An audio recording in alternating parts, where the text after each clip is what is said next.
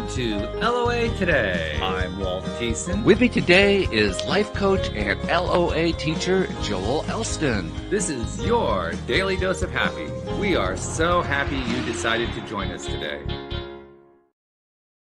And Joel and I were getting each other kind of built up by laughing at a lot of the crazy stuff going on in the world today, which is probably an important thing to do because we're going to address a topic that initially starts off in a rather rough space. And so it's always good whenever you're going to look at something like that to do something from a high vibe place. So Joel, I think we did a good job in the pre-show, in the green room, kind of getting ourselves into a good place to talk about this. Sure. And as I was telling you, I'm in the audience, because what we're going to be talking about will have some, pretty rough things to hear in the beginning. But by the end of the show, we're also going to have some really good stories that sort of maybe will counteract some of that. Which is a good thing, a very good Yes. thing. Now, this all comes out of a post. You posted something that made me aware. I had no idea that November is National Adoption Month until I saw your post. I mean, so Thank you for making me aware of that. And I think I have a pretty good idea of why you posted that one.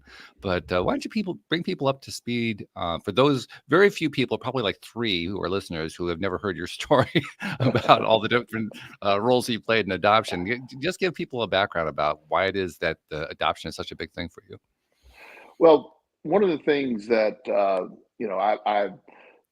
I've always been concerned. It always seemed very sad that we had children in the United States that just had no family and they were placed into foster care. And that was something that was always really sad to me. And I had a lot of struggles with addiction in my 20s. And, I never got married and had a lot of crazy relationships. But I always pictured myself being a dad. And one of the things that happened in my recovery is, I started working in the field of addiction, and then I started adding, I got other things going on.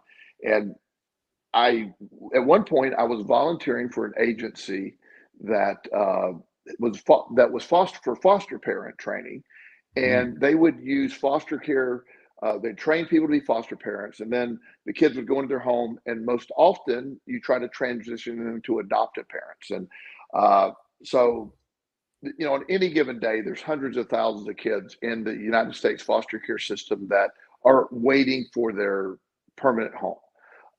They tend to be the ones that are hard to adopt, tend to be 10 years older, or with special needs. And, so there's a lot going on. So and I won't do the whole story, the whole TJ story, but TJ, my son that I adopted from foster care, his case came before me while I was working for doing some volunteer work for this foster care agency. And through a huge chain of events, I ended up adopting TJ. And that's one of my favorite stories to tell, but that's not what we're doing today.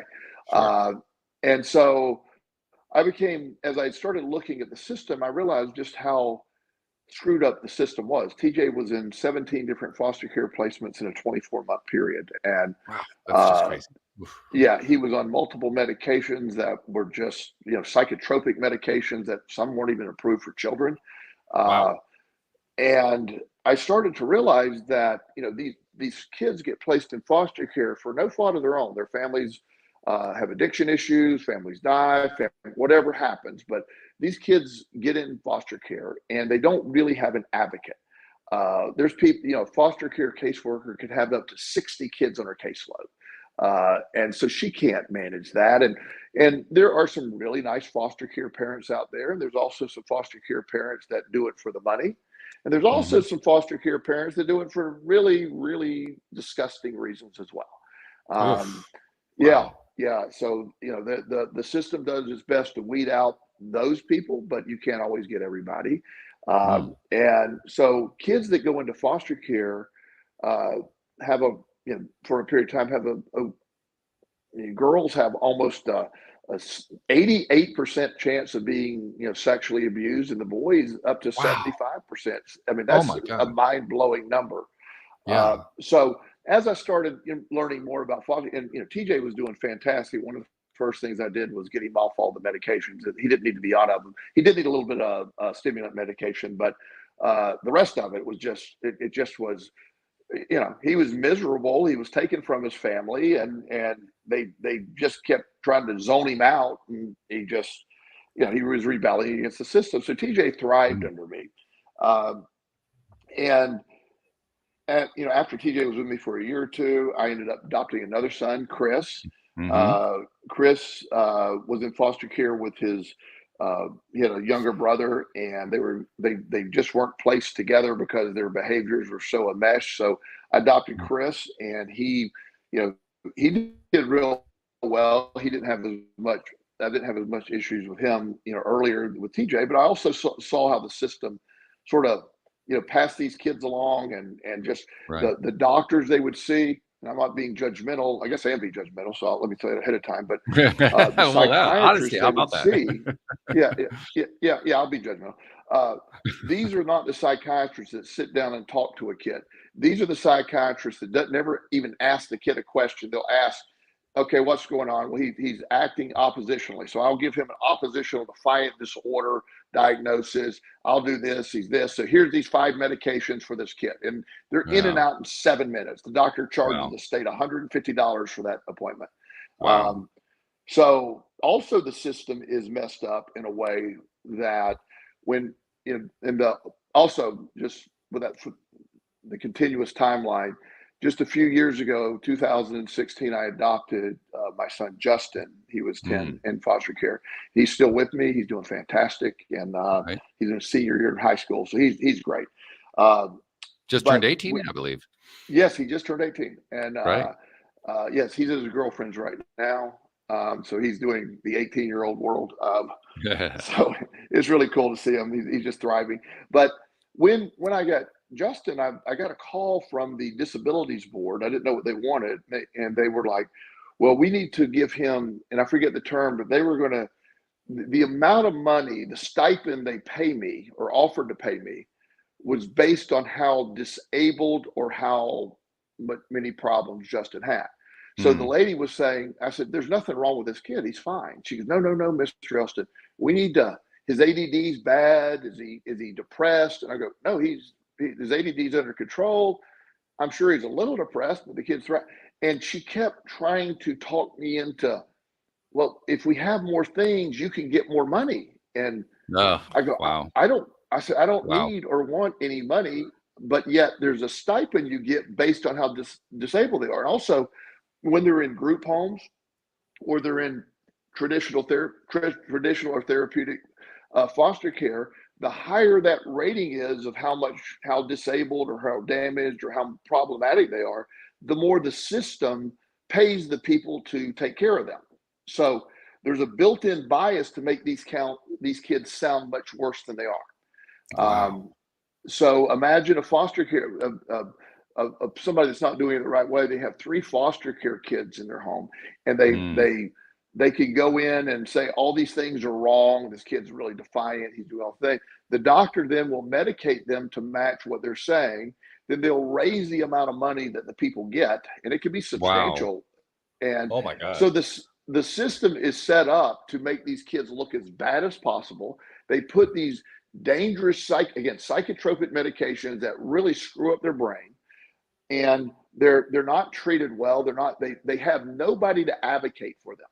Yeah. So I realized that the system is so bad, and nobody is out there. There's, and when I say nobody, of course there's people trying, Sure. and I have run across some really good caseworkers that are trying really hard. But when you have an overwhelming caseload, and not every caseworker really cares, the turnover rate at social services is outrageous. It's very stressful. The adoption unit is very difficult to work in. The turnover rate is, so you can have, a worker change over 3 or 4 times, and when one person leaves, let's say you have 35 kids on your caseload and an adoption worker leaves. Well, that caseload distributed among the other 4 people in the office, and that happens. And now they increase the caseload. The kids aren't given, any really consistent, advice, or they don't have anybody they can really depend on. So the system is so destroyed, and we have people advocating for many things, but there's nobody really advocating for these. These are hidden kids. They're everybody's like, oh yeah, well we got foster care kids, but they just don't understand how bad the system is for them. Foster care kids that don't find their permanent home, males in particular, there's a lot of stats here, and I'm gonna use generalized stats because I was trying to get some exact stats here, and they're all over the place, so I don't want to be misquoted and saying I'm wrong. But males who age out of foster care and they don't get any transitional help, they have a 74% to an 84% increase in going to jail than the average child that turns into an adult. So one of the first things that happens, they can't get a job. They're put out on the streets and they can't get a job. There's not many ways for an 18-year-old with no experience to make money. And it's usually selling drugs. It's usually sexual. It's usually or whatever, but it's not, they're not going to college, and they don't have the backup of parents. These kids are just out there, and their behavior at that point probably is criminal. And so they're just all a bunch of criminal kids, and they end up in jail. And they often have a much greater reduced lifespan because they're just, there's no connection. They're not taking care of themselves. They're in and out of jail. The girls that are in foster care that age out of the system almost overwhelmingly end up in prostitution. They get pregnant. They have another kid that's put into foster care, is taken from them, and these cycles just keep repeating over and over and over. And again, we have no one stepping in where the average, like you said, nobody even knew it was National Adoption Month. With all the children that are looking for a home, that's why me adopting him at 10 years old. I really hope Justin's an amazing young man. And I really hope somebody else would have come along. But statistically, if somebody didn't come along, he would not be having the life he has today. And that's very sad. And so the idea that we certainly need to work on this, here's a stat that blew me away. If just one family, and the reason I use churches is churches are often, very pro-life, they call them. So I respect their belief. So if you're really pro-life and you really want to save a life, if one family in 1 in 5 churches were to adopt one kid out of foster care, all the kids in foster care would be adopted. We'd have no backlog. Wow. None. Wow. So I'm always challenging. Yeah. So I actually go to churches often. I haven't been doing it as much lately, but I've not only have I adopted 3 children from foster care, but I have over 40 children. I have been, and I'm not claiming me, but me and other people have worked to find adoptive homes. And while that's a drop in the bucket, that's 40. It's still that's an achievement. Yeah, it's 40, and it just, those lives are changed, and any future kids they have are going to be changed. So if you look at sort of the expansive effect of that, you're sort of like the butterfly effect from that. It's life changing for a lot of people down the road generationally. So trying to advocate for these kids and trying to make people be aware. So most people think, well, I don't have any money. I'm single. I'm divorced. I'm gay. I have an apartment. I have, so I can't adopt. I'm too old. And the truth is that other than being a pedophile, there's no real barrier to adopting a kid. There are crimes. Robbing a bank or something, a violent crime, can be a barrier.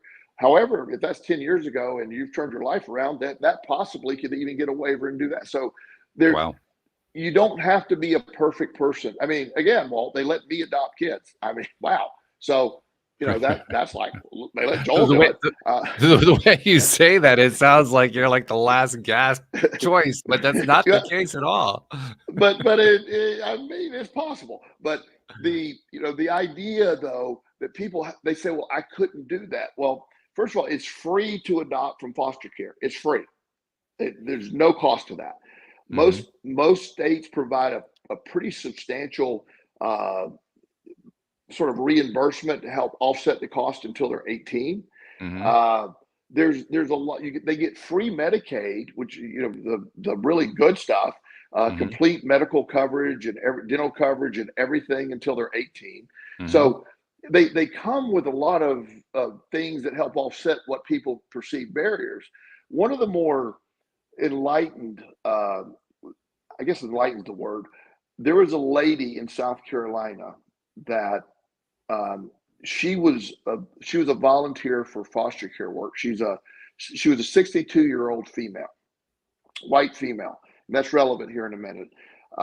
And so there's this girl in foster care who she just became very close to. She was a 16-year-old African American female, and she had never found her home, and she had accepted that I'm just probably not going to be adopted. So this 62-year-old lady and her just hit it off. They were just, they were on a committee together. And so 62-year-old lady at the time was like, look into adopting her. And one of the questions at the time was, is she too old? As a 62-year-old, is she too old? Well, my argument was, the kid's 16, she's 62, and if the young lady had 1 year with a mom, I mean, if she had 6 months with a mom, I mean, is that better than this? And so, of course, they were able to get all that approved, and it turned out to be the absolute perfect match. The young lady ended up going to college, became a nurse, and when as her mom aged and needed help, she moved in and took care of her mom until her mom passed away.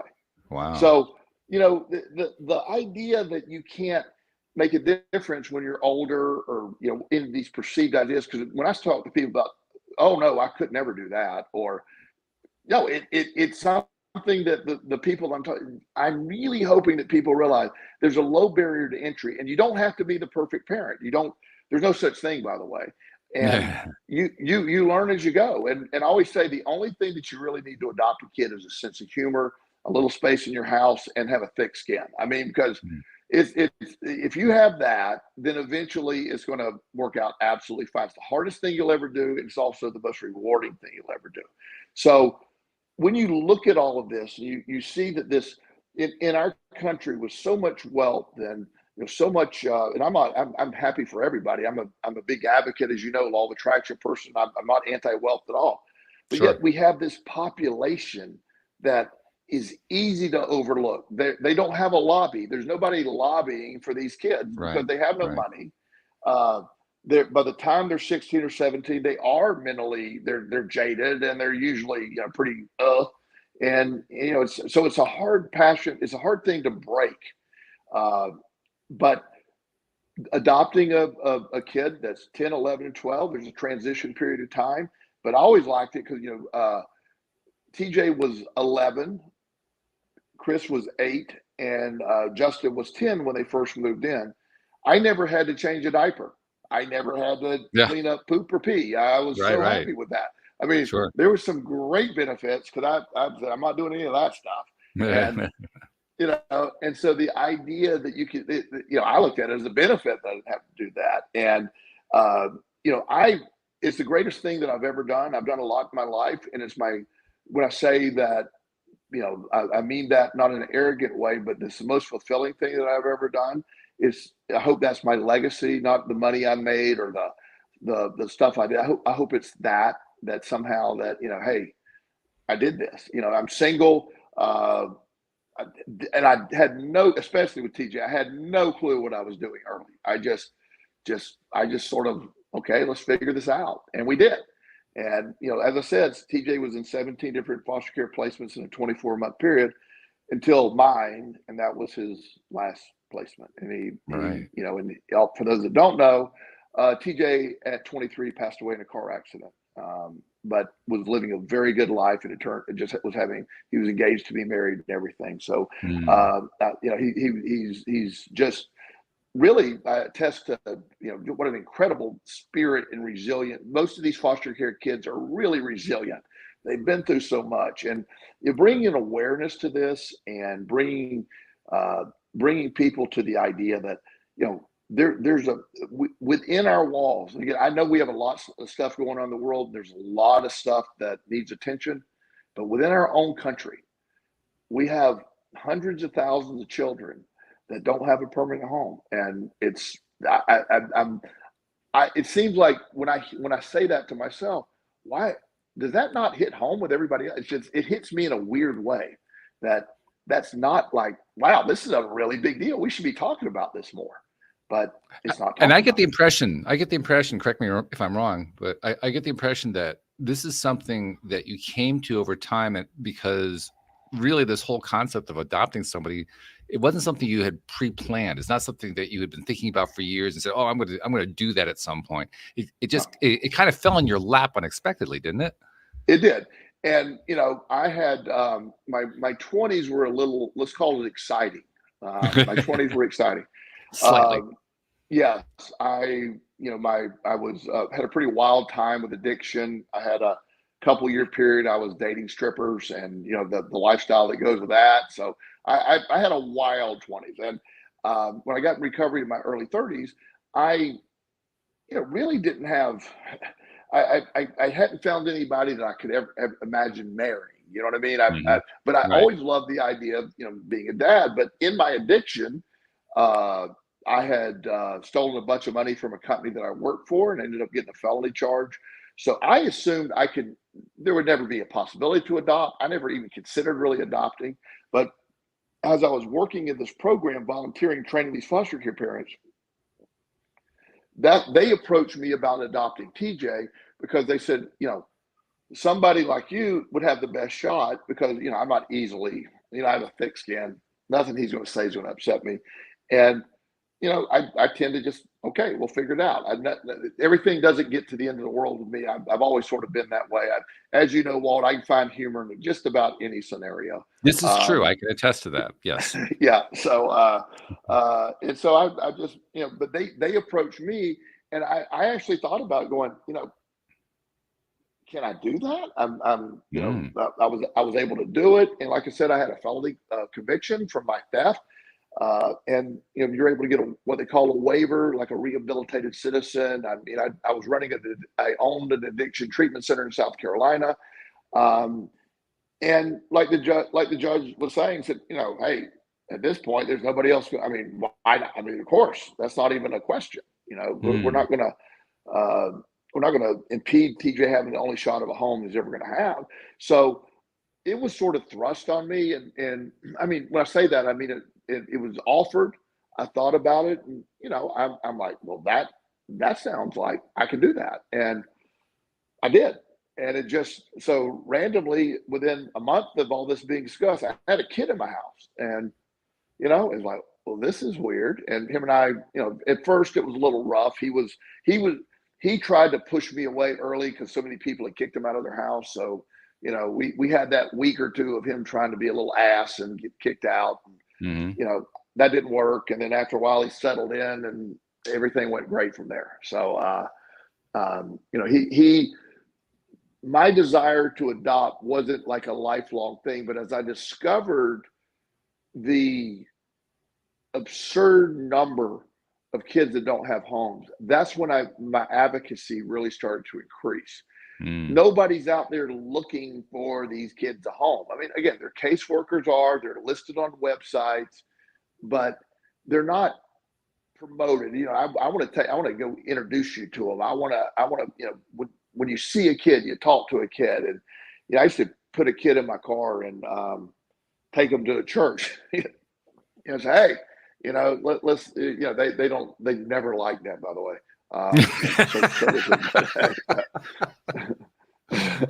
So you always were really good at making friends and influencing people. That was like top of your list. Yeah. And so, over the years, whatever it takes to help find these kids, a lot of my friends that have gotten older, I've had one of my favorite adoption cases is I lived in South Carolina. So a lot of this took place in South Carolina several years ago. So I met this dentist at the gym. He's a really nice guy. And I wasn't in South Carolina when this happened, but as we got close, he told me that when he was younger, his daughter at 17 was killed in a car wreck. and him and his wife were devastated. And so, that was something. I wasn't there for that event. Well, a few years after I found out that information, it wasn't my plan to do this, but there was this girl that her parents were killed in a car wreck, and really bright girl, honor student. She's 16, had no immediate family, and I could not have her going to the foster care system because it's a crapshoot on who you get. You know what I'm saying? Right. So I literally showed up at the house of these people, and I said, I got the craziest idea. And I laid out everything, and they were like, "No, we could never do that." I just kept talking. And I said, I'm about to. If I can't, I can get an emergency placement here. This girl, I cannot have her spend a night at a foster care home. She just, I can't take that chance. So I literally Joel, begged them. Excuse me a second. I just need to ask you to keep telling the story. My browser just froze up, so I need to exit the browser and come back in about 30 seconds. So just keep telling the story, and I'll be bouncing back in momentarily. Okay, great. So I kept talking to them about, please, would you do this? They agreed to do it. We got them quickly approved, and the process was relatively smooth, especially when everybody's motivated to do the things the right way. And they got her into technically their foster parents at first. They immediately applied for adoption. It was an expedited process. So this family, in an amazing way, they ended up adopting this young lady. They lost their daughter. She had lost her parents, and she eventually ended up going to college. She became a dentist herself. And so, again, that was a story that really hit home. And what happens if there's not somebody there to advocate as strongly, and not, if she would have got just put into the system and never got adopted, her life would have gone in an incredibly different way.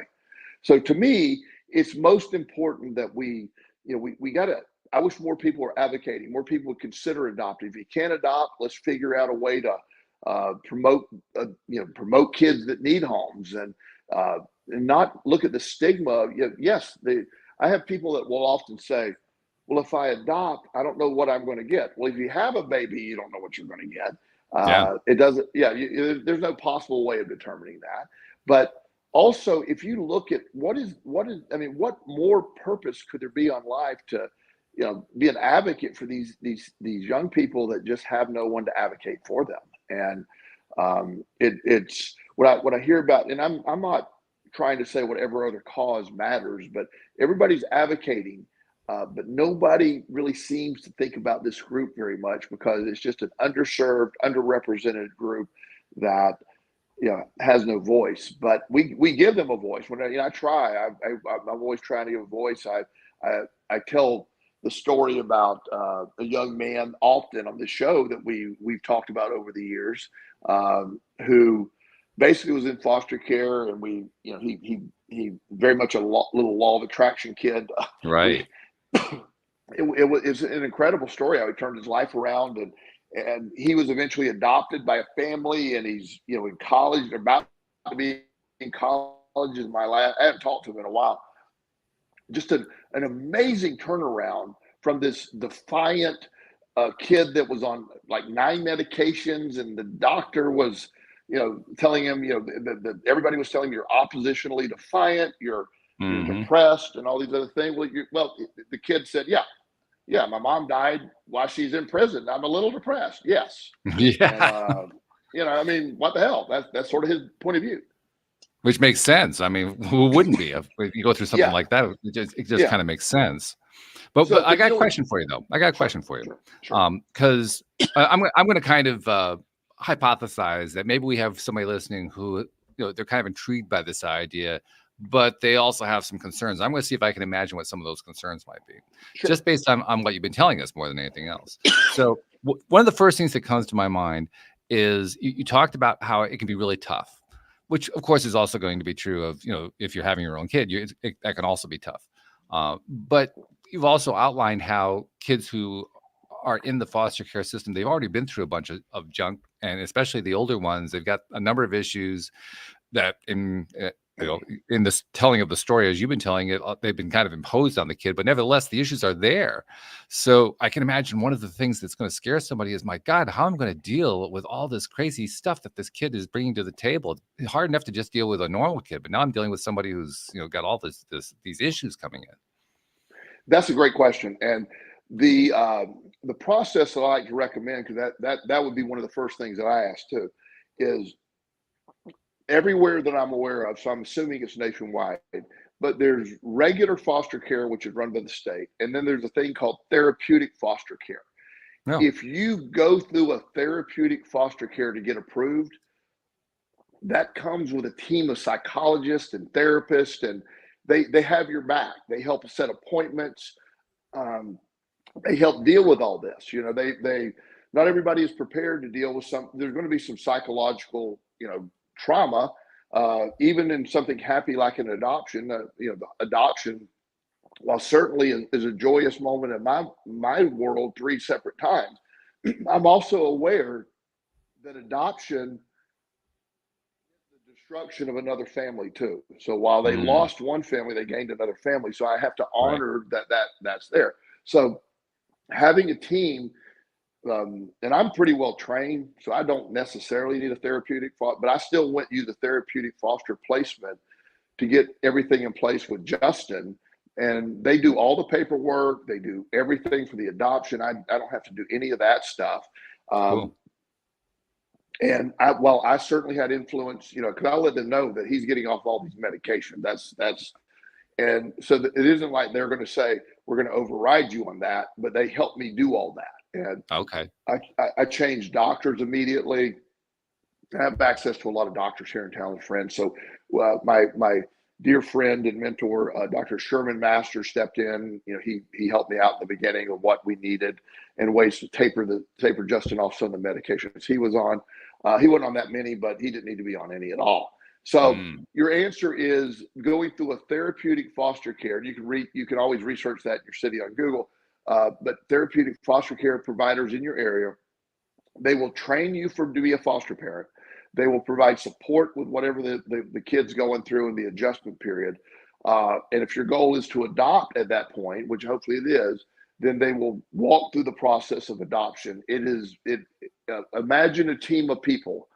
When Justin was in therapeutic foster placement, within I have something in my throat, right? And give me just a second. Let me reach more. Yeah, take a second there, and I'm going to just kind of go on for about 30 seconds, because as you're talking, it's occurring to me that there are a few issues that we need to address here, and you're starting to address them, which I'm really liking. But let me just lay out a couple for you. One thing that I really want us to look at is you described how there's this therapeutic support system, which is great, but we also know that there can be problems with the way even therapy is done today. So, I mean, one of the first questions is, how do you deal with the therapists, the people who are there apparently to help you? But I mean, I think a lot of us could actually know when a therapist is getting in the way. Yeah. And how do you handle that? You handle it like you would your own kid going to therapy. If it's not a good fit, you find another one. Okay. I'm very much, there's a lot of good therapists out there, and there's a lot of bad therapists. Right. A good therapist can help. A bad therapist can damage. You're better off with no therapist than a bad therapist. So right, exactly. So you have that ability to find that therapist. If it's not going to, if it's, you get to, I'm very much, this is shocking to many of you probably, but I'm very much, yes, this happened. We were going to move on. So I don't need a therapist that's going to try to reinforce trauma forever and ever and ever. I'm about, we certainly deal with it, but at some point we're going to be launching on from that. So we're not going to become an identity of a traumatized person. We're going to grow from that. And if somebody doesn't use that mindset, I'm going to find a therapist that's going to do that. I don't need a therapist that's going to sit there and reinforce victimhood. So just kind of reinforce the idea. I mean, it sounds like you need to be somebody who can really just take charge and say, okay, here's what I'm willing to accept. Here's what I'm not willing to accept. And I'm willing to go after what it is that needs to be changed. You have to have something about that in your personality. Yeah, but just like a parent would, again, no different because it's a foster care kid. This is like any parent would do. If your kid's at school, he needs he's having some issues and you have to have a meeting at school, you're going to advocate for that kid. Same thing. Right. Okay. All right. So This is not like, well, like any kind of child raising. It's not for the faint of heart. This is something no, you got to feel like you got something going for you. Sure. Well, you need, you have to be, number one, you have to have self-confidence. You have to be, right. Because one thing that is always going to happen, if you get, especially a young teenager or preteen, you better be secure in how you look, because they're going to find every flaw to pick on you about. It's just what they do. You know what I'm saying? Right. It's just, so you're going to have to understand that that's any kid. So just be prepared. Don't be worried about those things.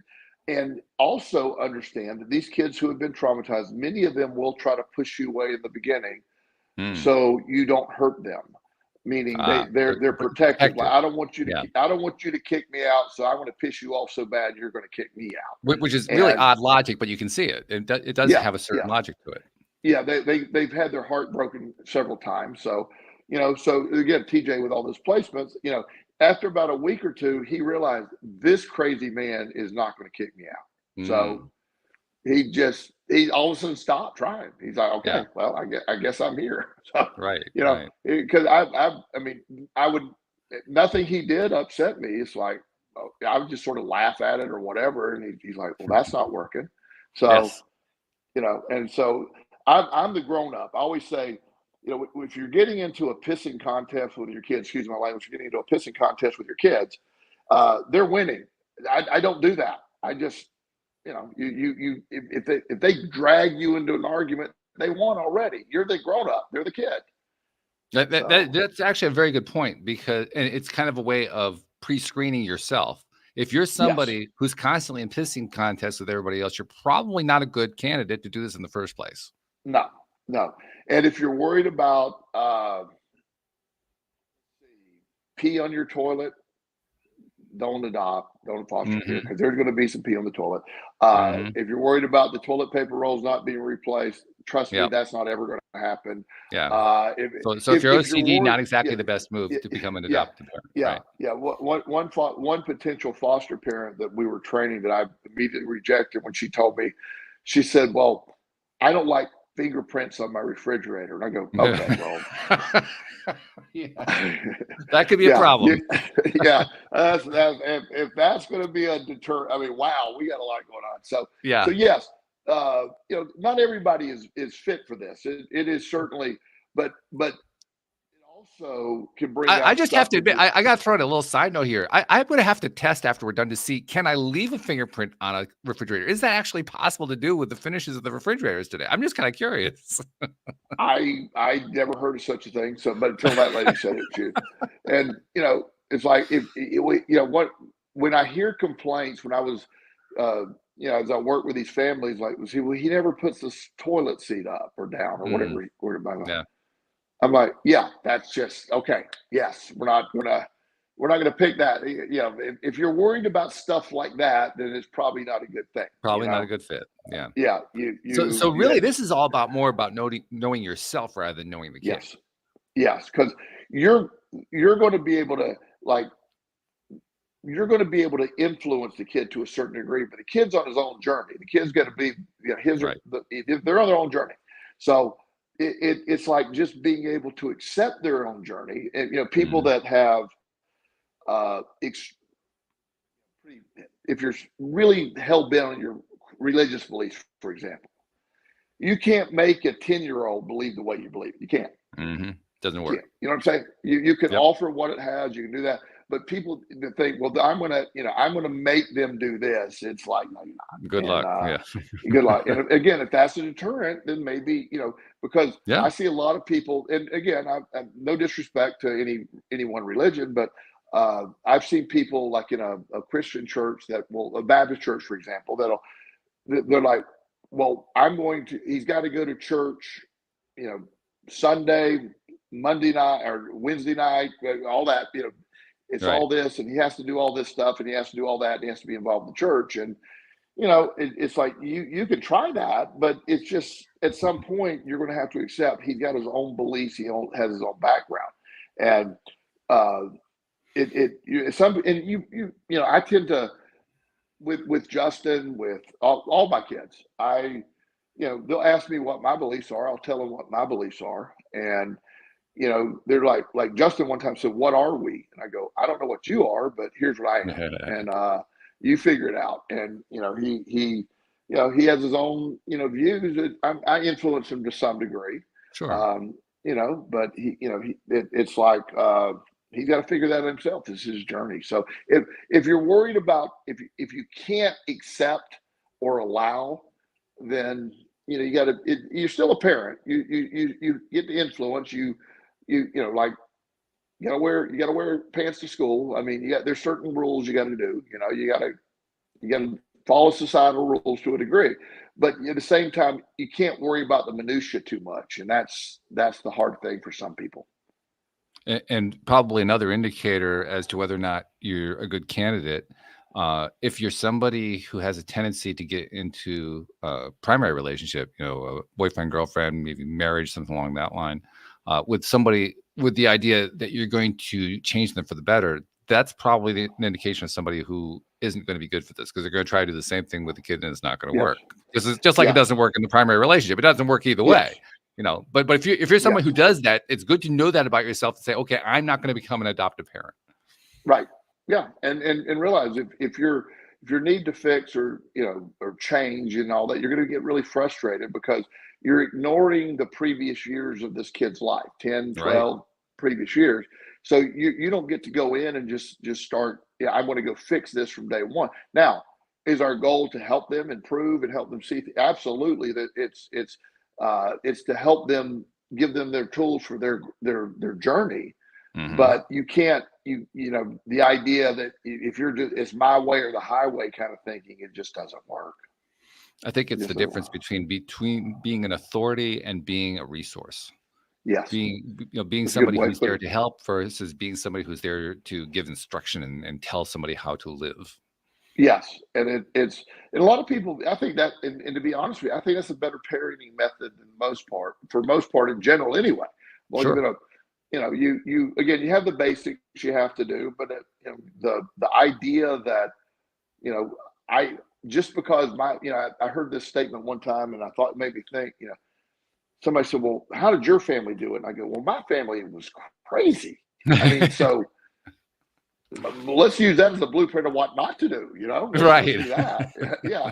So I wouldn't want anybody to grow up in the childhood I had, Lord, that they were crazy. So, and recognizing that this is nothing that's worthwhile is easy. It's just, I'm a big believer in effort, and there's value in effort. There's value in work. There's value in those things that, it's fulfilling to do the work, so to speak. So watching these kids, sort of develop and then be able to support when you can, and at the same time allow.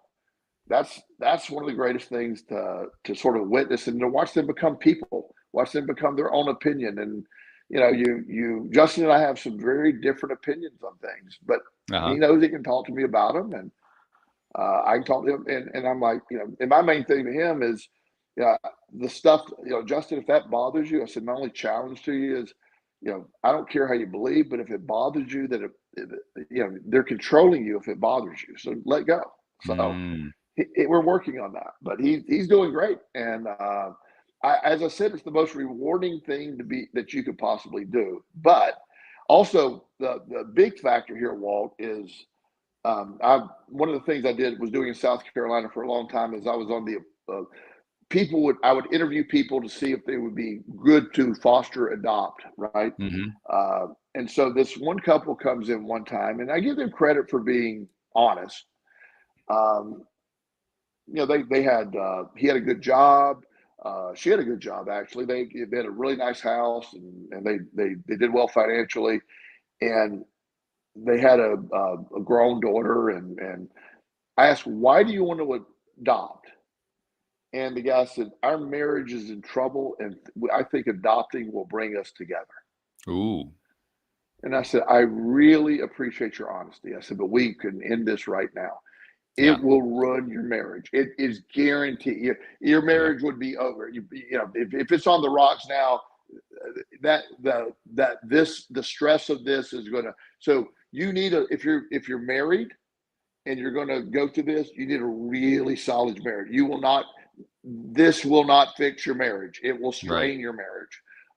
At the end, I think your marriage will be stronger, but it's going to, if you survive it. Yes. yes, it's going to pull at the fabric of your marriage, because the kids are manipulative. They're going to play one against the other. And they're good at brilliant. They're brilliant. Yes, and they know the button, and they know this one and know that one. And so if your marriage is in trouble, do not, under any circumstances, bring a foster care kid in or adopt. It won't work. Okay. So we've identified a few different ways to in a sense, rule yourself out if you're somebody who needs to be ruled out. But let's assume, for the sake of discussion, that we're still talking to people are listening who don't get ruled out by the things we've talked about so far. You mentioned how very rewarding it is to adopt and to live an adoptive lifestyle like that. But let's talk about, why is that so rewarding? What's so good about that? What is it that makes you feel like, wow, this is so worthwhile? I can't imagine why more people wouldn't want to do it. Well, for me, it is, it's been such a, in my mind, you're changing the life of a kid. You're giving them an opportunity. That bigger thing is just super exciting to me, that you could pull somebody out of a horrible, I always say I level the playing field for my kids. I can't fix them, but I can level the playing field. They were in a very unlevel playing field, and I can level that playing field. So there's satisfaction to be able to level that playing field. But there's also, the connection you make. These are your kids. They, you get to know them. You get to know them very well. You become very comfortable. Their accomplishments, even their sorrows and stuff. You're going through that. Just like any relationship, it can be very fulfilling. I feel that, like, I'm not married, and having Justin or any of my other kids, it's the companionship is awesome. Having somebody to just hang out with and do that, but not that we're dependent on each other, but it just brings somebody into the equation that it makes a difference, and you get to meet their friends, and then it also opens up things socially on some level. People that I would never ever meet or talk to, I've met through other kids, their families and stuff like that. Okay. So it opens up just a sort of a new networking type world. It also opens up a perspective of an accomplishment, to say that, that, again, these kids were on a really, they were, due to no fault of their own, they were on a really bad path, and somehow I intercepted that.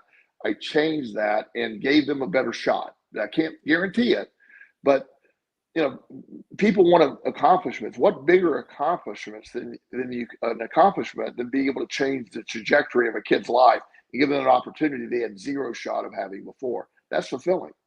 Do you think that that as an adoptive father, like you said, you've adopted 3 times, do you think that those adoptive experiences have affected you in terms of how you relate to yourself, how your relationship to yourself, the way that you think about yourself?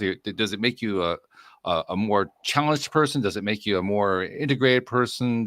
Or does it not really touch that at all? I don't know if it changes me as a person, but some of my perspectives have changed. And I'll give you a story that I may have shared this recently on the show, but it's more pertinent now. So it's helped me develop as a person in certain areas of what weakness would be. And when TJ was 14, he pulled up at the house in the back of a police car, and he had been caught at the park with a bag of marijuana. And I was the head of an addiction treatment center in that hometown. The cop knew who I was. I'm not trying to be Mr. Big Shot, but I was sort of known as the addiction guy. And so here I am talking to the police officer. Yeah, I caught TJ at the skate park. I asked him what was in his pocket, and he told me marijuana. And I'm like, okay, well, TJ, that's, just literally said, here it is. and I was furious. I was furious, and I'm not happy that TJ was smoking pot at 14. That's not exciting, but he's not the only kid at 14 that was smoking pot. Every kid at that park was down there doing that. Probably. Yeah, and but my reaction to it was way over the top. I was furious. I was embarrassed that the cop brought him there. The cop's like, "Look, nobody cares." I said, at first I told you, just take him to jail. And he said, "I'm not taking him to jail for pot. Just, So we get in the house, and TJ, just like, I don't see where this is that big of a deal. I go, "You're not going to use pot while you're in my house. You're not going to do these things." So he had a phone. This is back in the day, so the Razor was the expensive, cool phone at the time. So Right. I said, "Give me your phone." I snapped the phone in half, threw it on the ground. I love that part. You No more snapped phone. it in Yeah, half. You yeah, had to actually yeah. ruin the phone. I love that. Yeah, I destroyed. Yeah, and of course I said, "You just go upstairs. You're on restriction until I tell you you're off of it for a month." And I'm sitting there, and I did that, and I go, "God, that was all my ego. What the hell? That was my that had nothing to do with TJ. I was embarrassed because I'm sort of the big shot addiction guy, and my ego Right. was embarrassed that this cop pulled up to my house. And I realized, I'm like, while I'm not condoning that 14-year-olds shouldn't be smoking pot, I'm also saying that my reaction was damaging. It was, it's one of my worst parenting mistakes I'd ever made. And I felt horrible. I love TJ, and my pathetic little ego was so damaged by being embarrassed that, again, it was never about TJ in the pot. It was about who I was in the pot. That was the thing. So we go into I go upstairs, and I said, "Hey, buddy," I said, "I have nothing but an apology." And I've never had to apologize to TJ before. So, I mean, he was sort of looking at me like, "Is this a trick or something?" And I go, Yeah, I said, "Look," I said, "the pot, no, stop that. And you can't bring it home. And why would you just hand it to the cop saying, we have so many things to talk about. You don't say, yeah, I got pot in my pocket." I mean, there's a whole bunch of things we need to talk about. But, the idea, when I got so angry at you, it's because I was worried about what other people thought. And I love you more than I care about what other people think. So I'm sorry I acted that way. I'll promise I'll try hard never to do that again. I'll get you a new phone tomorrow. And you accept my apology. And he goes, "Of course, I never heard a grown up apologize before." And I said, "Well, I'm really wrong. I'm really wrong here."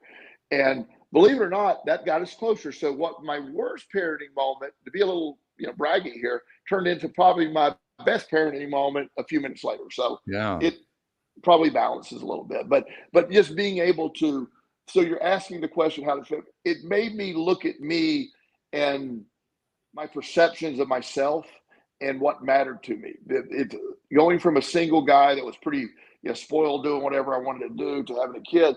I had to put his interests in front of mine, and sometimes my ego was a little challenged by that. Which makes a lot of sense, actually, because if I think about it in terms of just daily interaction with people, it's our interactions with others that lead us to situations where we find ourselves challenging ourselves. And that's really what happened in this case. It almost doesn't even matter that it was a foster kid or an adopted kid. It was a person in your life. And that happens all the time with us. So what I think we can kind of draw from this is adding an adoptive kid into your life is adding one more person for you to interact with, to help, to grow from, to basically have all the same kinds of experiences you have with other people that you have in your life. It just happens to be an adoptive kid. Yes. And so I really equate that a lot to my growth, having to, and mine was mostly ego stuff. And so it helped me a lot with sort of adjusting my ego and my beliefs that somehow, like, wait a minute, I'm acting this way, at responding against my child, or being loud and screaming at a child, because I worried about what some random cop thinks, or what if it gets out? I remember saying, what if people find out about it? And I'm going, what if, I mean, do you know my story? I mean, What, why am I worried about this now? I didn't like, Right. of all the things I've done, that didn't move the bar, TJ having pot. Um, so I really think that with each one, I had to learn more patience. I had to Hmm. accept, again, that statement earlier. There's a lot of times that I have to accept this is their journey. It's not my journey Mm. for them. I can offer advice. I can be there. Like with Justin, him and I will have some really good conversations. He had a dilemma that when he was 18, he came to me, and it was a really, really great moment. And he goes, I don't know what to do. And I said, well, you're 18. I can't protect you from the consequences of what happens anymore. I mean, but I can give you advice. I think if you make a decision based on what you're making a decision on, what is in your best interest? What could happen? And it was we had a wonderful conversation. I didn't tell him what to do.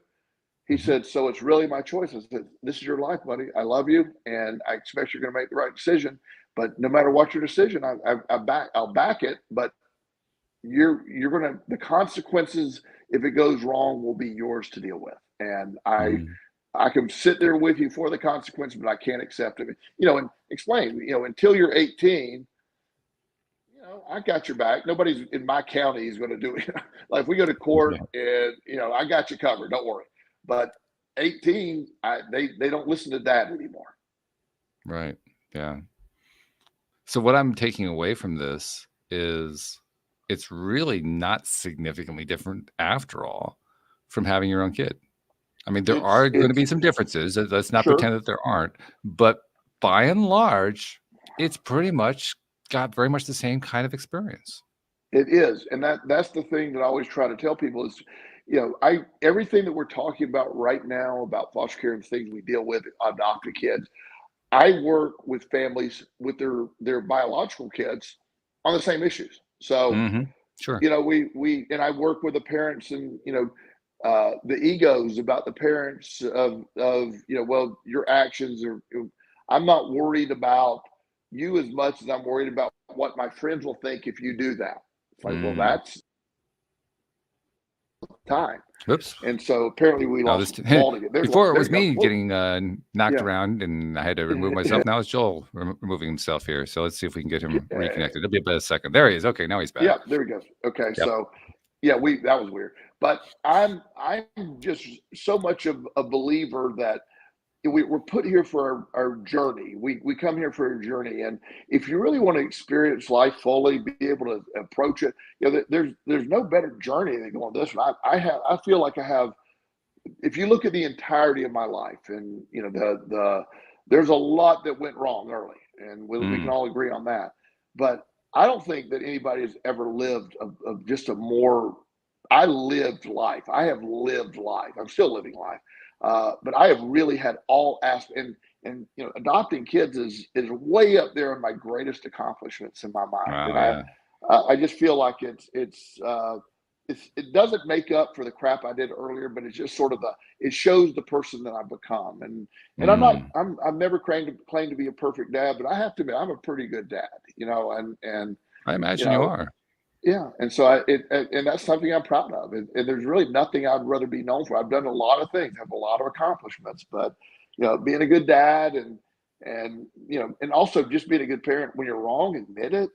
That's with your kids too. It's just such an amazing thing. So if you're of the mindset and you want the biggest challenge of your life, but also to me the greatest reward, looking into it, there's all types of kids available. There's you can choose what race you want, all the what's available. Just go, just consider it. It doesn't hurt to look into it.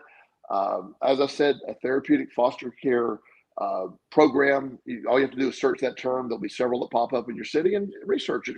If right, just researching it doesn't have any requirement attached to If somebody is considering something like this now that they've listened to this episode, and they wanted to talk to you, to ask you some question that Walt hadn't thought of, are you happy to talk to somebody about it?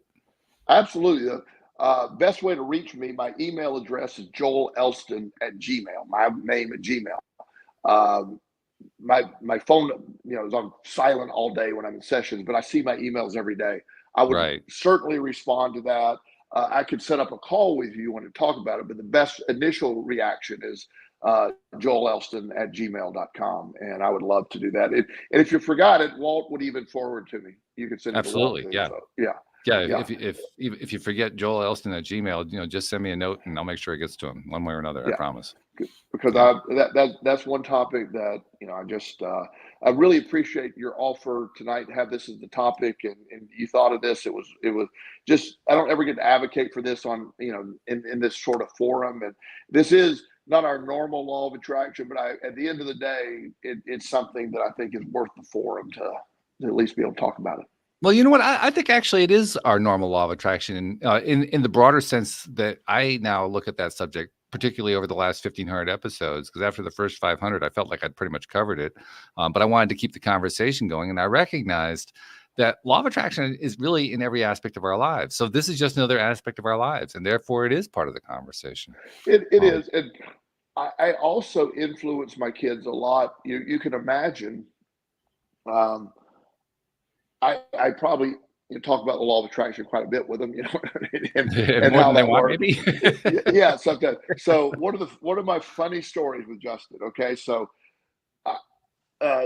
in my house, I have hundreds of the copies of The Secret around over the years. I've given away thousands of the book, The Secret.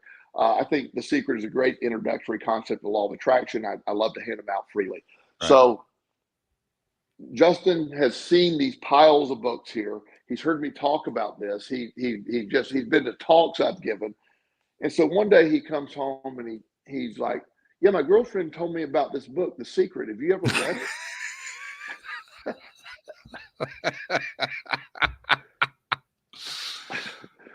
And I'm like, yeah, I have. Right? Thanks. Glad you have too. Yeah. I said, have you ever looked downstairs at those books? And he's like, yeah, I see your book. And I'm like, so I have hundreds of the copies. He's, oh, I never knew that. I go, oh.